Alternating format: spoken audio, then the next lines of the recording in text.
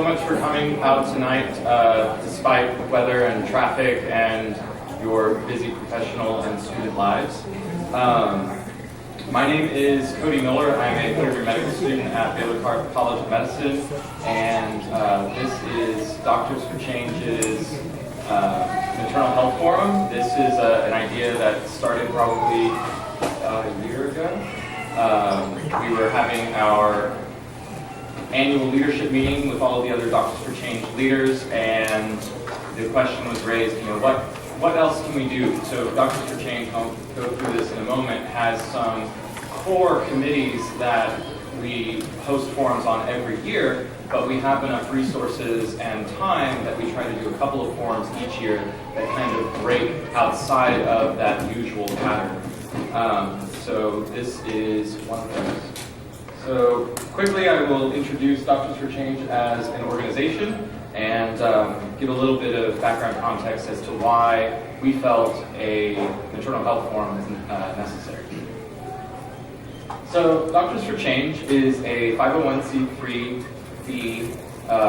nationally recognized nonprofit organization based out of Houston, and we recently celebrated 10 years of being active and involved in the Houston community. We are not just doctors, though. That is the name that has stuck. But we have optometrists and dentists and lawyers and educators, other healthcare professionals. This is taking a lot of feedback.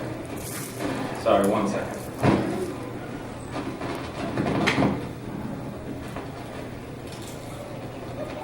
I have to switch microphones.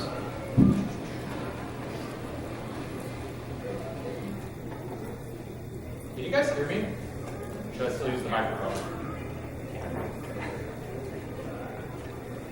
Okay.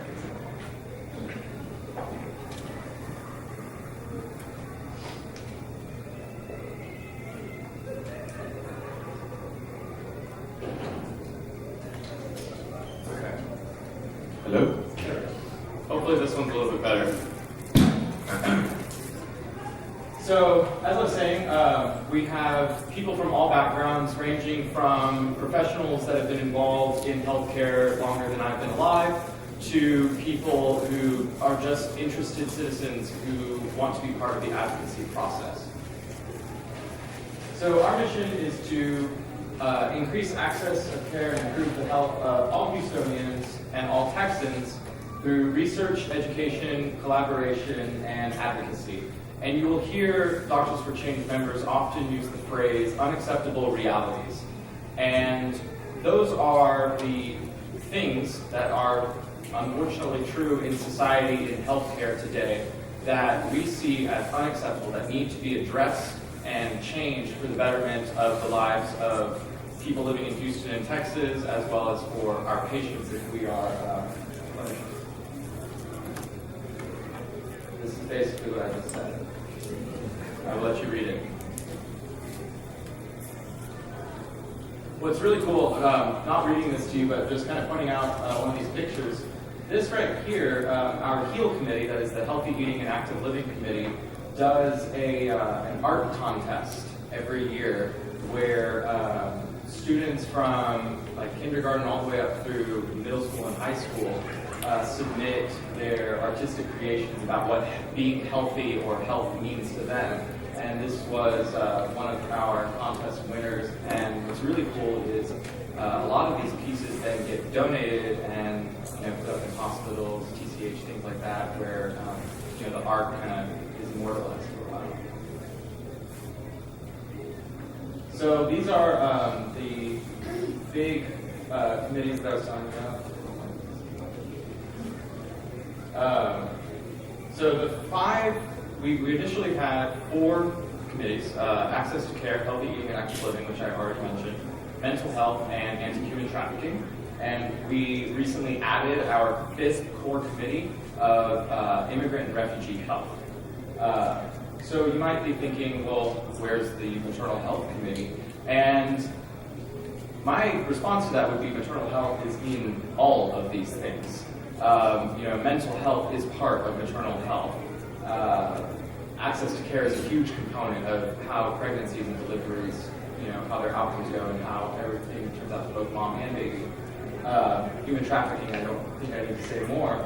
And again, also with immigrant and refugee health, refugees and immigrants can get pregnant just like anybody else. So really, it's not that we don't think about maternal health, it's that it's interwoven into all of the things we are already doing as an organization. This again kind of said what I already said. Okay, so in the interest of time, I'm going to kind of speed through this a little bit. So the question is, why is a maternal health in the state of Texas forum necessary?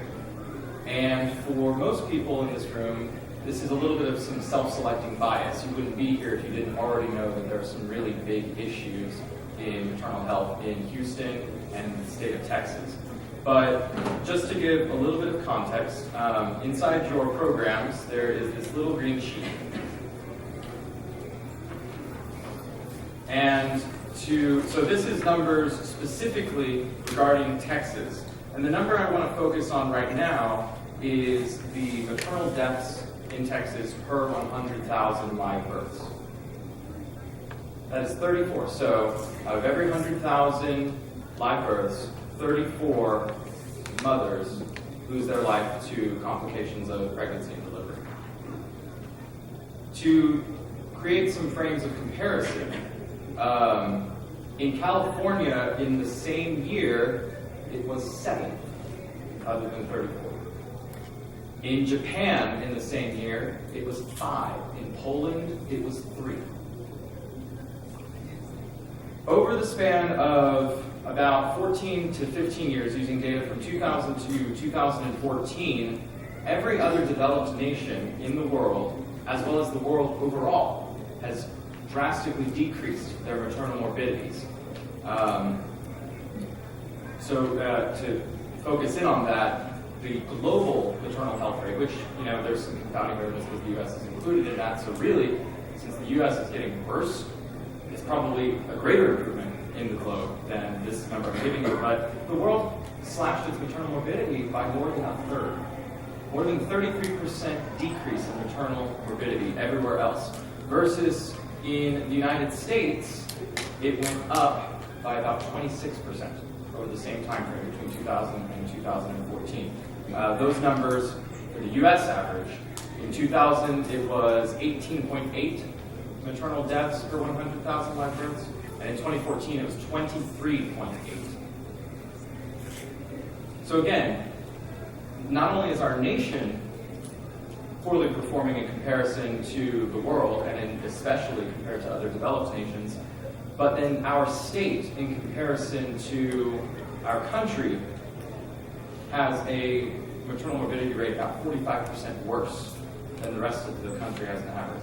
And again, that number probably being artificially optimistic because Texas is considered part of the national average.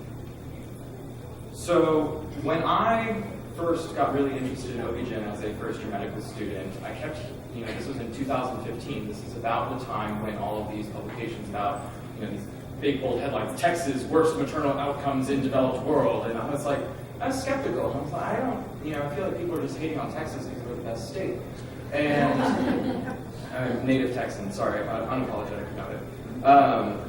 And so I started to dig into the data and try to see, where were they going wrong? Where was their statistics off? Where were their methods off? And much to my chagrin and a blow to my Texan ego, I couldn't find any. The data stands pretty solid. There have been a couple of papers published that are, I think, trying to dilute the severity of the situation, but I have not found anyone make a convincing argument that Texas is doing as good as anywhere else, or any paper saying, well, actually, the United States is improving, not getting worse.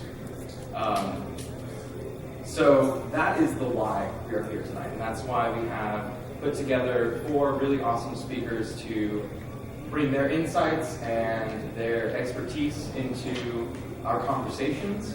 And at the end of the night, we will have you fill out these forms about our advocacy action plans. It's how we can leave this room with more than just more information of what we kind of already know, and really go out and effect positive change for maternal health care and address these unacceptable realities.